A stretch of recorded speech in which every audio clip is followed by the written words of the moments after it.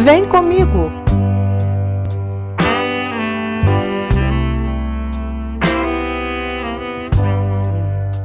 Bom dia, boa tarde, boa noite. Bonjour, bonsoir. Vem comigo, on va parler aujourd'hui de catécholamine. L'adrénaline, la noradrénaline, la dopamine, des substances qu'on parle tout le temps, qu'on voit tout le temps, soit en termes de médicaments, soit dans notre corps. Mais on sait que ce produit, les catécholamines, ces molécules, elles sont endogènes. Elles sont produites par notre corps. Regardons tout de suite. Alors, les catécholamines, on va commencer par l'origine. Qu'est-ce que c'est catécholamine? Tout commence par l'anneau de benzène. Ça, c'est un anneau de benzène. Là, on va commencer déjà un petit peu à rentrer dans la chimie. Elle est hyper importante parce que dans le futur, vous aurez besoin de ça. Faites-moi confiance. Pour comprendre l'action enzymatique et même l'action de phytothérapie, etc., et même de médicaments, on a besoin de cette compréhension. Donc ici, j'ai un anneau de benzène, 6,6H6, qui est l'origine de notre catécholamine. Ça veut dire que ce benzène, il va être hydroxylé, il va recevoir 2 hydroxyles. Ça, je ne veux pas entrer dans le détail parce qu'il y a d'autres détails beaucoup plus importants. Mais de toute façon, il sera un benzène dihydroxylé. Donc, on va dire que c'est un anneau dihydroxybenzène. OK? Anneau, parce que c'est cyclique, fermé. Dihydrox, parce qu'il y a 2 hydroxyles benzène. Comment s'appelle l'anneau dihydroxybenzène? Il a été baptisé catéchol. Donc, l'anneau s'appelle catéchol. Voyons maintenant qu'est-ce qui va se passer. Regardez. Ici, j'ai l'anneau de catéchol. Maintenant, je vais avoir une chaîne carbonique pour faire le lien entre 2 molécules hyper importantes. Cette chaîne carbonique, c'est l'éthyle, parce que et, ça veut dire 2. Donc, quand j'ai 2 carbones, le préfixe est et. Éthyle, parce que je suis en train de... C'est pas l'éthane. Donc, on est en train de faire une liaison. Donc, c'est catéchol, éthyle, avec un groupe qui c'est effectivement un groupe azoté qu'on appelle le groupe amine. Donc, c'est ça la catécholamine. C'est le mariage, le mélange du catéchol, qui vient du benzène, dihydroxylé, avec ma chaîne carbonique d'éthyle plus une amine. Ça veut dire que ma dopamine, ma noradrénaline et ma adrénaline, obligatoirement, elles doivent avoir le catéchol, le éthyle et les amines, mais avec de petites modifications pour que ça fasse noradrénaline, adrénaline et dopamine. OK? Donc, qu'est-ce qu'on va réfléchir maintenant? Est-ce qu'on peut manger par voie orale, ça veut dire péros, les catécholamines? Si vous, là, on commence à regarder l'importance de connaître la molécule. Si on voit ici c'est mon intestin, OK? Là, c'est péros. Je suis en train de, c'est une hypothèse, de prendre mes catécholamines par voie orale. Et donc ici, j'ai mon structure que je répète dans mon intestin. Tout ça, d'une façon... c'est que pour la cognition, que pour réfléchir. Donc, vous voyez bien qu'on a 2 groupes hydroxyles. Et qu'est-ce que c'est des groupes hydroxyles? Des groupes hydroxyles sont des groupes polaires. Polaires, ça veut dire solubles dans l'eau. Ça veut dire que polaire soluble dans l'eau, c'est hydrophile. Ça veut dire que la membrane plasmique, elle est essentiellement hydrophobe. Donc, ça ne va pas passer. Cette molécule, première raison qu'elle ne pourrait pas être absorbée par notre organisme à partir de l'intestin, parce qu'elle a deux hydroxyles qui vont donner à cette molécule une nature polaire qui va contre à la hydrophobie de la membrane plasmique. OK? Deuxième raison que je voudrais que vous concentrez sur ces deux enzymes parce qu'elles sont tout simplement fondamentales pour la compréhension de médicaments, pour la compréhension de catécholamine, adrénaline, noradrénaline, dopamine, maladie de Parkinson, etc. Parce que tout ça, c'est le commencement de l'histoire. Okay? Je fais toujours un petit aparté. Par exemple, évidemment, on sait que la maladie de Parkinson, on a un déficit en dopamine.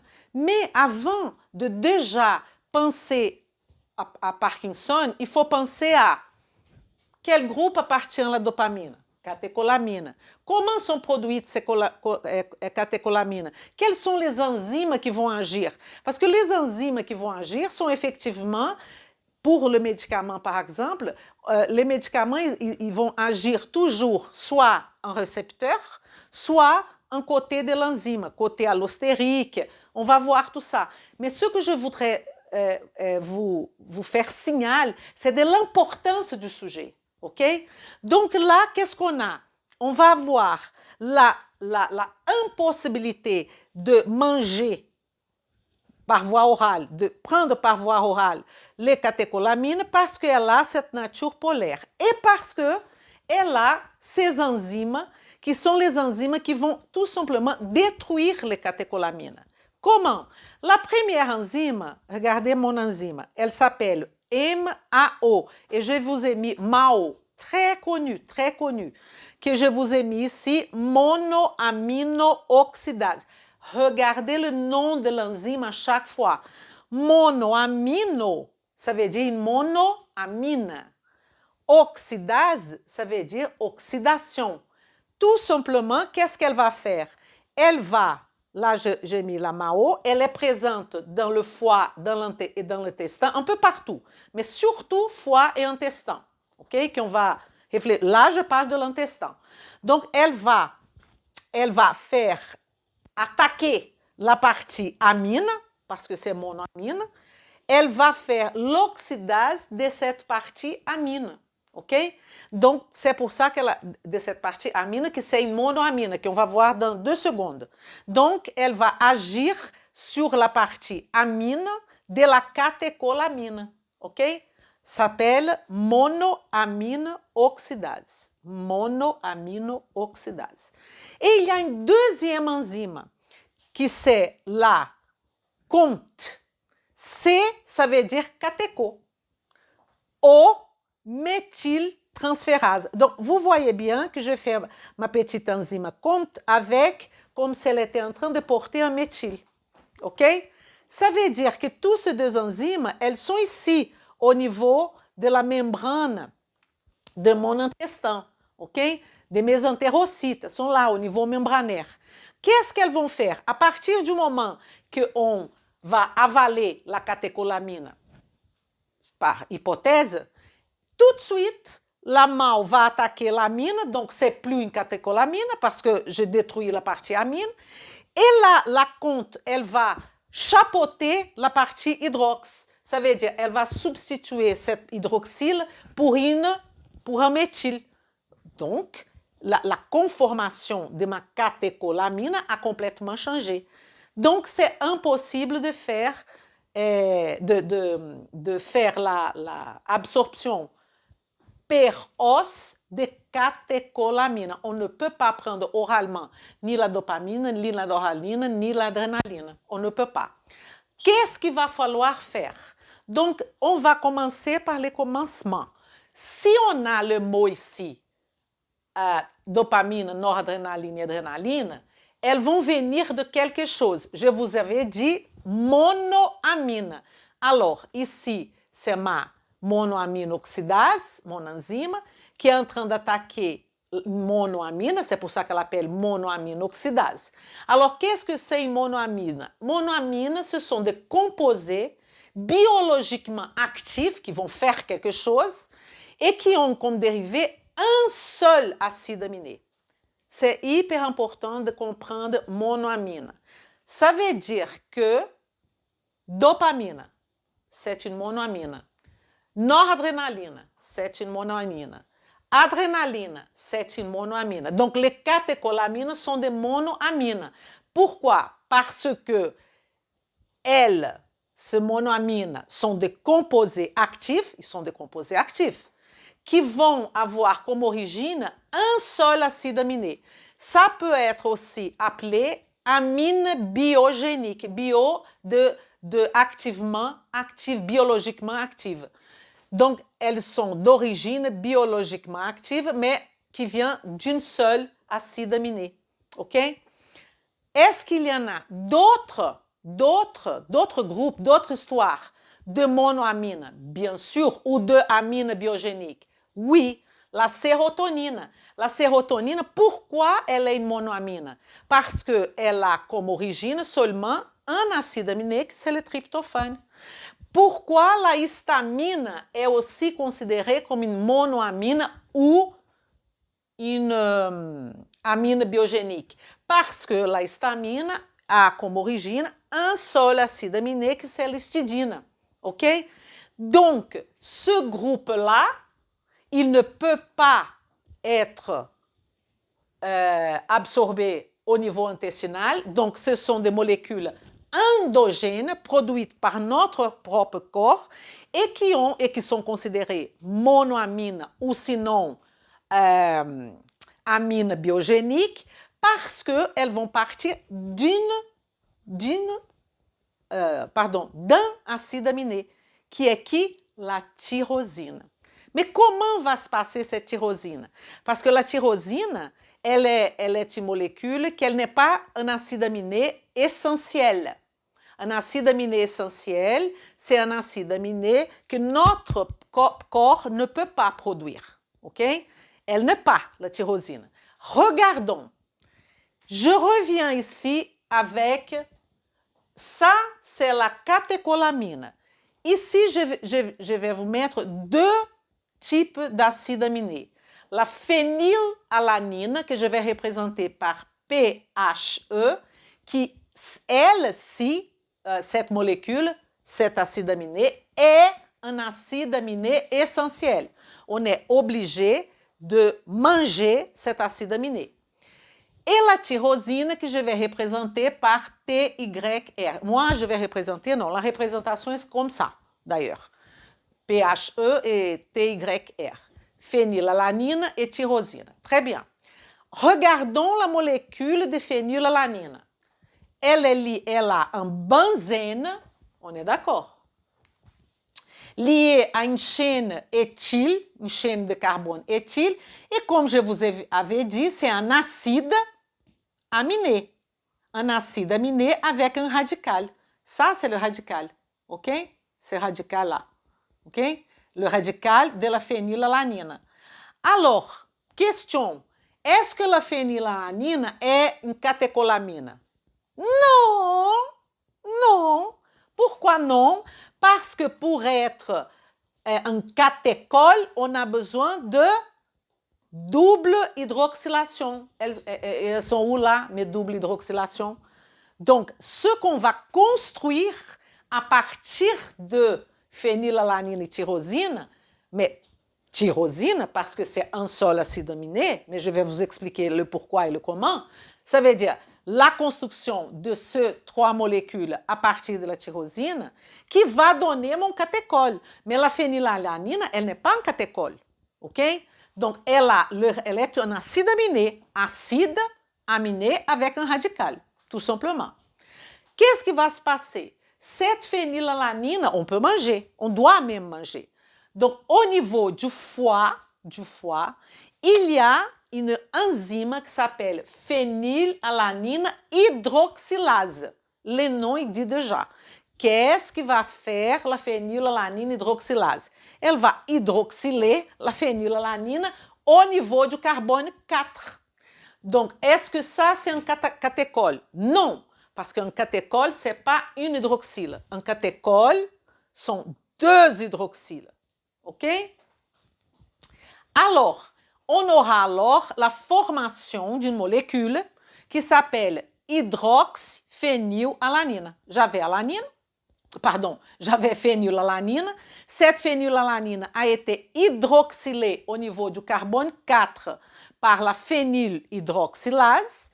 Et maintenant, j'ai une hydroxyphénylalanine qui s'appelle aussi tyrosine. Alors, qu'est-ce que c'est la tyrosine? La tyrosine, c'est une phénylalanine hydroxylée. Hydroxylée par qui? Par la phénylhydroxylase. Pas que ça, parce qu'il y a aussi l'association, pour que ça se passe, d'une molécule qui s'appelle BH4, c'est le tétrahydrobioptérine, que j'ai mis là.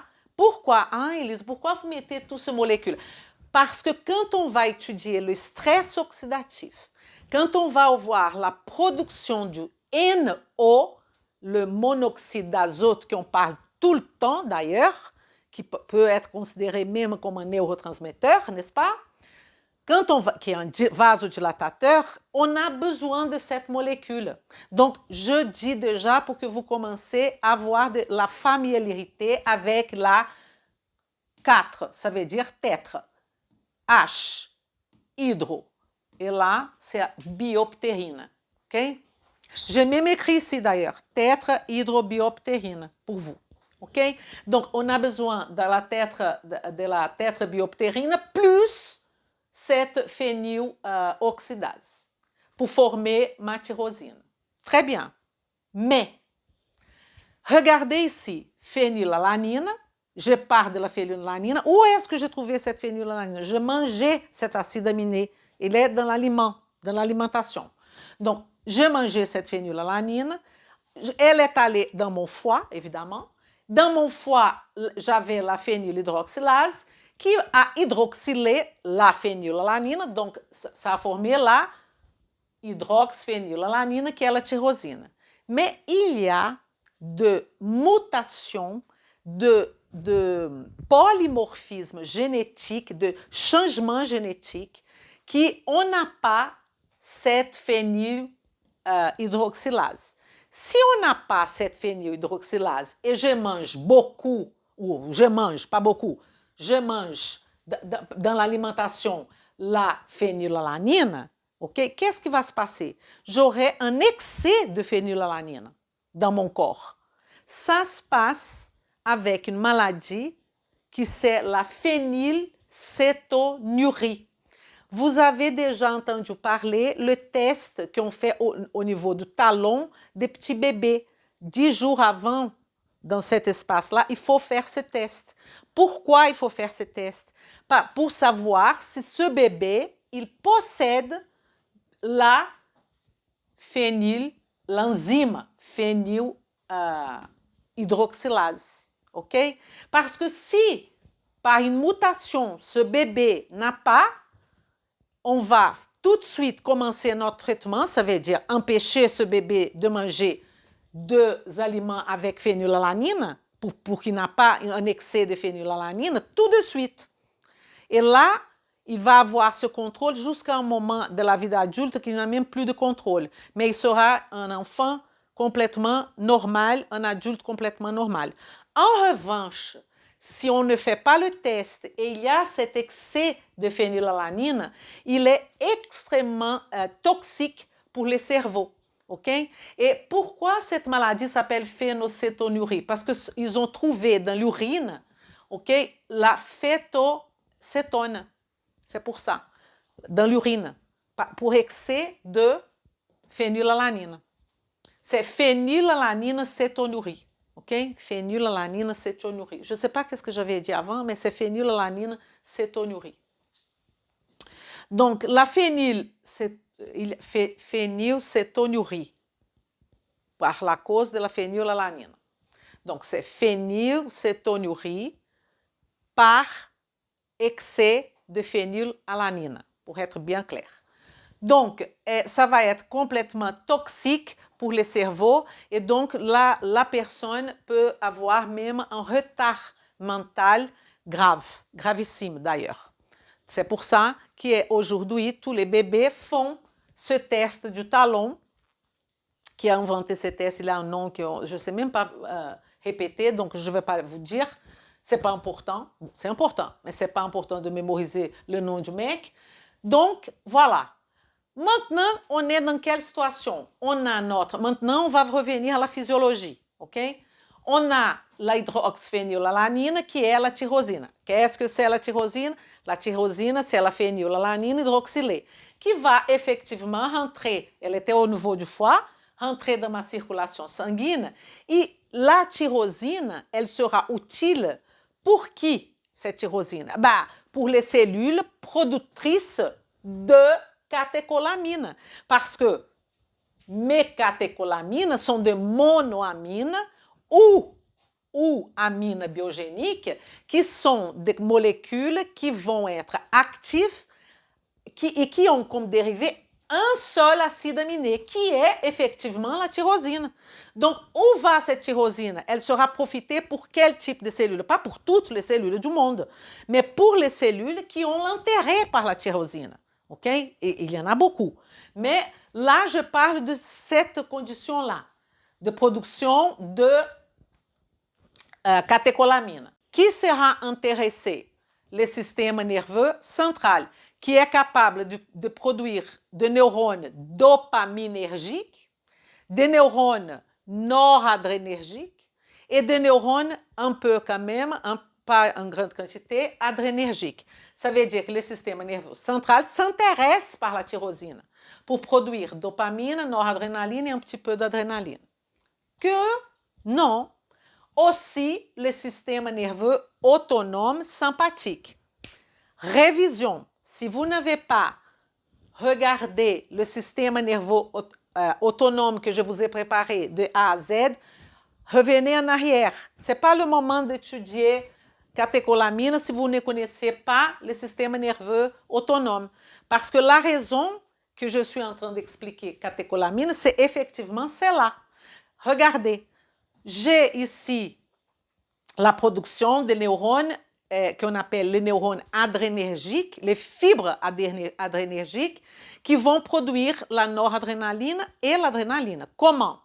Ici, j'ai le système nerveux central où va partir de la région thoraco-lombaire, va partir les fibres préganglionnaires du système nerveux sympathique. Les fibres du système nerveux sympathique préganglionnaires, elles sont des fibres normalement courtes. OK? Donc, elles vont agir ici dans mon ganglion. Elles sont courtes. Et après, on aura la fibre post-ganglionnaire. Ce ganglion peut être paravertébral, prévertébral. On est d'accord? Donc, et quelle est la substance ici? La substance ici, c'est la nicotine pour les fibres préganglionnaires. Donc, on aura fibre nicotinique de type N, parce que c'est le neuronal, acétylcholine, qui sera mon récepteur. OK? J'ai un récepteur nicotinique. Récepteur nicotinique à l'acétylcholine. OK? Et quel type de récepteur c'est ce récepteur? C'est un récepteur ionotrope, un récepteur de canal, qui une fois que l'acétylcholine arrive, on va faire quoi? Dépolarisation tout de suite. OK? Et là, on a les fibres post-ganglionnaires du système sympathique, qui c'est ce qui nous intéresse, parce que notre sujet, ce sont les catécholamines, qui vont effectivement produire la noradrénaline, qui vont aller jusqu'à nos organes effecteurs, qui a plusieurs récepteurs. Mais il y a une chose qu'on sait, c'est que ce récepteur, c'est un récepteur du type métabotrope, récepteur couplé à la protéine G, ça peut être GI, GQ, GS, et qu'on a plusieurs types, alpha, alpha 1, alpha 2, alpha 3, bêta, bêta 1, bêta 2, bêta 3, OK? On a même des subtypes alpha, OK. Mais la question, c'est que pourquoi on est en train de parler de tout ça? Il faut toujours contextualiser, pas étudier la chose comme ça. On est en train d'étudier de cette petite boule-là, la boule qui est la noradrénaline, OK? Alors, ici, il y a aussi la dopamine, qui est du système nerveux central. Mais le système nerveux sympathique, il va s'intéresser par la noradrénaline et par l'adrénaline. Mais comme on est dans les catécholamines, on va parler de tout le monde. On va produire dopamine, on va produire noradrénaline et adrénaline. Vous avez compris? Et là, donc, première utilisation du sympathique, c'est comme ça. Et la deuxième, comme tout le monde sait, c'est que l'adrénaline, elle est produite par les cellules chromafines au niveau d'un ganglion qui n'est plus un ganglion, qui est similaire à un ganglion, qui est notre surrénal. Dans la médula de la surrénale, la médulo-surrénale, bien au milieu de la surrénale, là, on va avoir la production de adrénaline qui va rentrer dans la circulation sanguine, donc c'est plutôt une hormone, en tant qu'ici, noradrénaline, c'est un neurotransmetteur, et ici, ça sera une hormone, ok? Qui va partir de, j'ai mis comme ça, mais je vais mettre pour que tout le monde ça va rentrer dans la circulation sanguine, cette adrénaline. Ah, alors, remarquez bien qu'on a tous de récepteurs métabotropes, ok? Et que ici, cette surrénale, quand on part du système nerveux central, on aura ici quoi comme récepteur? Un récepteur comme celui-là, exactement le même. Un récepteur nicotinique à acétylcholine, ionotrope. Ok? Donc, cette partie-là, c'est égal au parasympathique. Mais on est là pour parler de quoi?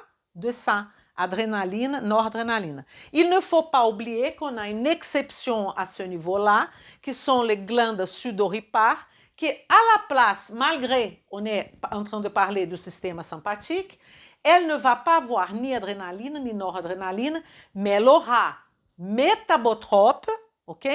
Récepteur métabotrope, mais muscarinique, parce que ce n'est pas de l'adrénaline et de la noradrénaline. Ce sont des fibres cholinergiques qui vont venir de l'acétylcholine. Si vous avez ouvert cette vidéo et comme ça, vous arrêtez la vidéo et vous allez tout de suite à la première vidéo du système nerveux autonome. Première, deuxième, troisième, et vous allez accompagner toute notre histoire, ok? Donc, une fois que j'ai maintenant qui va produire ma catécholamine, je sais que c'est le système nerveux central et le système nerveux autonome sympathique. Tout va bien. Donc, on va faire maintenant un petit grand résumé. Regardez. Ici, j'ai ma phénylalanine et ma tyrosine. En sachant que la phénylalanine, c'est un acide aminé essentiel, j'ai besoin de manger cette phénylalanine. Et la tyrosine, non, elle n'est pas essentielle. Tout ça au niveau de l'intestin. On sait que tous les nutriments, glucose, acide gras, tout le monde, vitamines, etc., vont venir ici et par la veine porte vont arriver à notre foie. Ça, c'est sûr. Quand on arrive à la phénylalanine au niveau du foie, on a, si tout est normal, si on n'a pas une phénylcétonurie, on aura la transformation de phénylalanine en tyrosine, en utilisant surtout la phénylalanine hydroxylase, mais il ne faut pas oublier ma tétrahydrobioptérine. Ok? On transforme en tyrosine. Ça rentre dans la circulation sanguine, le foie va libérer ça dans la circulation sanguine. Et qui va s'intéresser? Mes neurones du système nerveux central et du système nerveux sympathique, spécialement ici pour la production au niveau des fibres post-ganglionnaires qui sont adrénergiques, noradrénergiques pour être bien clair. Et ici, pour produire aussi l'adrénaline. L'hormone adrénaline, hyper important. Donc, qu'est-ce qui va se passer? Quand on arrive ici, j'ai mis ici un neurone pour que vous puissiez imaginer la situation. C'est un neurone classique. Neurone avec un corps cellulaire, axone, ici, je vous ai dit, pas confondre présynaptique avec préganglionnaire. Préganglionnaire, fibre préganglionnaire, c'est avant ganglion. Présynaptique, c'est avant de faire une synapse, une rencontre chimique entre deux neurones. Donc ici, c'est ma membrane, on dirait ici, présynaptique, et ici, ma membrane postsynaptique. Alors, ici, j'ai mis ce petite boule qui est la production de catécholamine. Pourquoi? Regardez. La production de neurotransmetteurs en général, neurotransmetteurs, pas que celui-là, peut se faire au niveau du corps cellulaire ou au niveau du bouton synaptique. Ça veut dire la partie terminale, la partie nerveuse terminale de mon neurone. Pourquoi on va produire de neurotransmetteurs ici ou là? Tout simplement parce que déjà, si on produit au niveau du corps cellulaire, ça prend plus de temps pour arriver jusqu'à mon bouton synaptique, c'est clair. Deuxième question, donc on va étudier le type de molécules qu'on veut produire. Ici, dans le corps cellulaire, c'est où se localise le noyau du neurone. Donc, si j'ai besoin de produire un peptide, une molécule grande avec beaucoup d'acides aminés, l'origine de tout ça, c'est monoamine, un acide aminé. C'est pas le cas.